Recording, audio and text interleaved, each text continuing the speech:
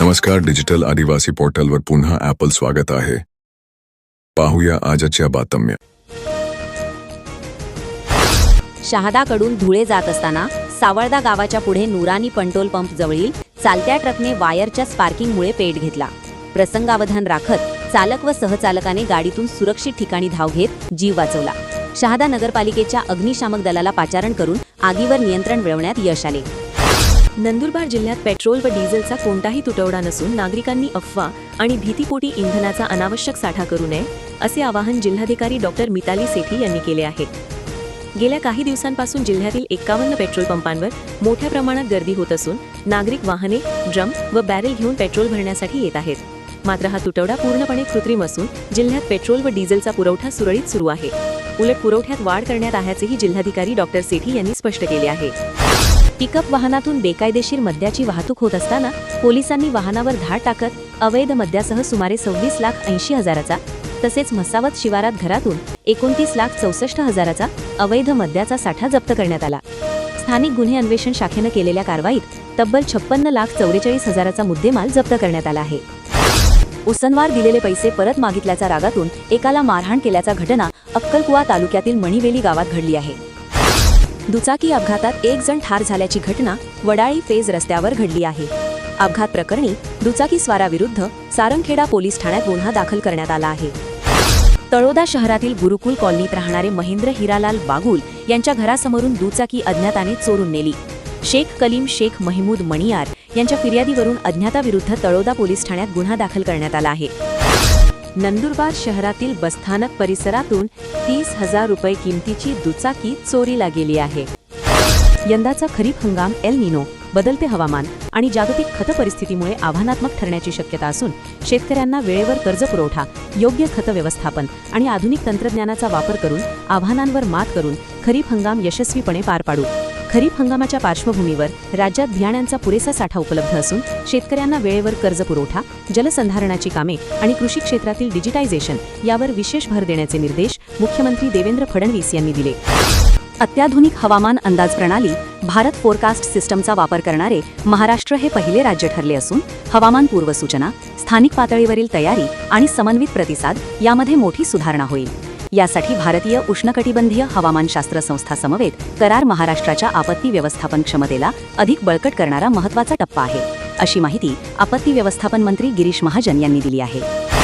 मुंबई ग्रामपंचायत अधिनियम 1958 नुसार ग्रुप ग्रामपंचायत शहादा तालुक्यातील कनसाई येथील लोकनियुक्त सरपंच श्रीमती पावरा सविता सांबरसिंग यांच्याविरुद्ध दाखल झालेल्या अविश्वास प्रस्तावाची पडताळणी करण्यासाठी गुरुवार दिनांक 28 मे 2026 रोजी सकाळी ठीक 11 वाजता जिल्हा परिषद मराठी शाळा कनसाई येथे विशेष ग्रामसभेचे आयोजन करण्यात आले आहे, अशी माहिती उपविभागीय अधिकारी शहादा भाग शहादा नामदेव पाटील यांनी कळविली आहे.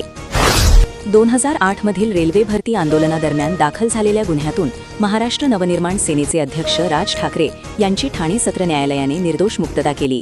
सरकारी पक्षाला न्यायालयात ठोस पुरावे सादर करता न आल्याने न्यायालयाने हा निर्णय दिला.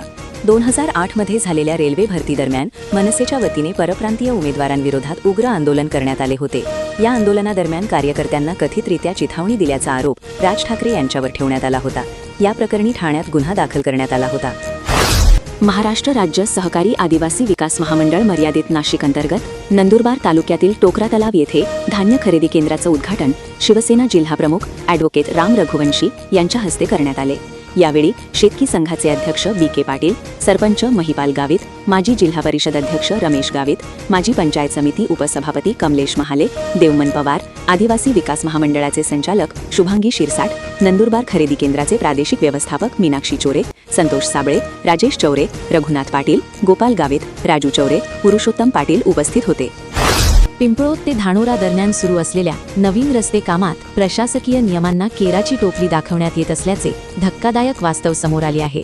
रस्त्याच्या हद्दीबाहेर असलेल्या शेतकऱ्यांच्या खासगी मालकीच्या झाडांवर कुऱ्हाड चालवण्यात येत असल्याने परिसरात संतापाची लाट उसळली आहे. काँग्रेसच्या नंदुरबार जिल्हाध्यक्षपदी शहादा येथील दीपक रमणभाई पटेल यांची नियुक्ती करण्यात आली आहे. ऑल इंडिया काँग्रेस कमिटीच्या वतीने महाराष्ट्रातील जिल्हाध्यक्षांच्या नियुक्त्या जाहीर करण्यात आल्या आहेत. ऑल इंडिया काँग्रेस कमिटीचे जनरल सेक्रेटरी के.सी. वेणुगोपाल यांनी नवीन जिल्हाध्यक्षांच्या नियुक्त्या जाहीर केल्या आहेत. राज्यातील शेती, MSME आणि ग्रामीण अर्थव्यवस्थेला बळकटी देण्यासाठी बँकांनी केवळ नफ्याचा विचार न करता सामाजिक बांधिलकीची जाणीव ठेवून काम करणे आवश्यक आहे. त्या दृष्टीने राष्ट्रीयकृत बँकांनी व्यापक दृष्टिकोन ठेवून शेती कर्ज व पीक कर्ज वाटप गांभीर्याने घेण्याच्या सूचना मुख्यमंत्री देवेंद्र फडणवीस यांनी दिल्या. मारहाणीचा जाब विचारल्याच्या कारणावरून झालेल्या वादाचे पर्यावसान पुन्हा मारहाणीत झाले. त्यात 2 जण जखमी झाला. मोठी राजमोही तालुका अक्कलकुवा येथे हा प्रकार घडला. राज्यातील मान्सूनपूर्व तयारीचा आढावा घेताना सर्व विभागांनी आपापल्या जबाबदाऱ्या प्रभावीपणे पार पाडून आपत्तीचे सौम्यीकरण करण्यावर भर द्यावा, असे निर्देश मुख्यमंत्री देवेंद्र फडणवीस यांनी दिले. आपत्ती व्यवस्थापनासाठी कृत्रिम बुद्धिमत्ता AI आधारित एकात्मिक कमांड अँड कंट्रोल सिस्टम विकसित करण्यासाठी कारवाई सुरू केली जावी, असेही त्यांनी सांगितले. मोलगी परिसर सेवा समिती व रीड्स यांच्या विद्यमाने महोत्सवाचे आयोजन करण्यात आले होते. सातपुड्यातील शेतकऱ्यांना महू, चारोडी, बांबू, हिरडा व आंबा यापासून वर्षभरात चांगली आर्थिक मदत होते. परंतु ही वनोपजाची देशी झाडे जुनी असून त्यांची संख्या दिवसेंदिवस कमी होत असल्याने त्यांचे संरक्षण महत्त्वाचे आहे. म्हणून या आंबा महोत्सवाचे आयोजन करण्यात आले होते. जिल्ह्यातील सर्व पोलीस ठाण्यांमध्ये आज दिनांक 23 मे रोजी जिल्हा पोलीस दलातर्फे तक्रार निवारण दिनाचे आयोजन करण्यात आले होते. यात नागरिकांनी तक्रारी मांडाव्यात असे आवाहन करण्यात होते.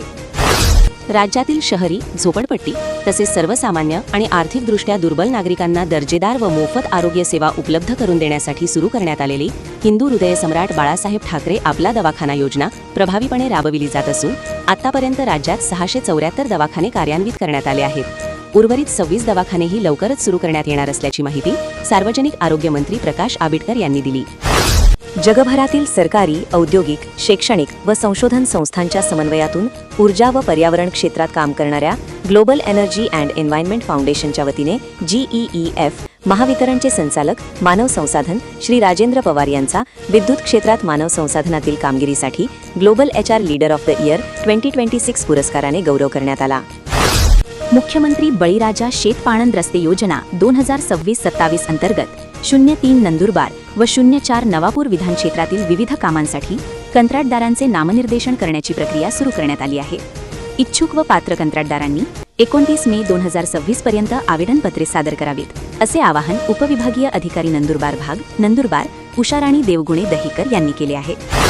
प्रशासन एकीकडे जिल्ह्यात पुरेसा इंधन साठा किंबहुना पुरवठ्यात वाढ करण्यात आली असल्याचे प्रशासन सांगत असले तरी दुसरीकडे पंपांवरील रांगा कमी होत नाहीत, अशी स्थिती आहे. आता पंपावर बाटली, ड्रम किंवा बॅरलमध्ये पेट्रोल डिझेल देण्यास बंदी घालण्यात आली असल्याचे जिल्हाधिकारी डॉक्टर मिताली सेठी यांनी आदेश काढले आहेत. अंकलेश्वर बऱ्हाणपूर या राष्ट्रीय महामार्गाच्या चौपदरीकरणाचा धोरणात्मक निर्णय केंद्र सरकारने घेतला असून राष्ट्रीय रस्ते विकास महामंडळामार्फत कामही हाती घेण्यात आले आहे. हा महामार्ग तालुक्यातील आमलाड, दसवड व तळोदा शहरापासून जात असल्याने महसूल विभागाच्या माध्यमातून येथील भूमी अभिलेख विभागाने शेतकऱ्यांच्या जमीन भूसंपादनासाठी साधारण 200 शेतकऱ्यांना त्यांची जमीन मोजणीसाठी नोटिसा देण्यात आल्या आहेत. All India organisation of chemist आणि राज्य संघटनेच्या आवाहनानुसार खेतिया येथील औषध विक्रेत्यांनी बेकायदेशीर ऑनलाईन औषध विक्री आणि बनावट प्रिस्क्रिप्शनच्या निषेधार्थ आपली दुकाने बंद ठेवून 1 दिवसाचा प्रतिकात्मक संप पाळला. नंदुरबार जिल्हा परिषद व ओपन लिंक्स फाउंडेशन यांच्या विद्यमाने आयोजित कार्यक्रमात विनोबा ॲप कार्यक्रमांतर्गत जिल्हास्तरीय व तालुकास्तरीय विजेता शिक्षकांचा सन्मान करण्यात आला आहे. अशाच नवनवीन बातमीसाठी आपल्या YouTube चॅनल डिजिटल आदिवासी पोर्टलला सबस्क्राईब करून घ्या.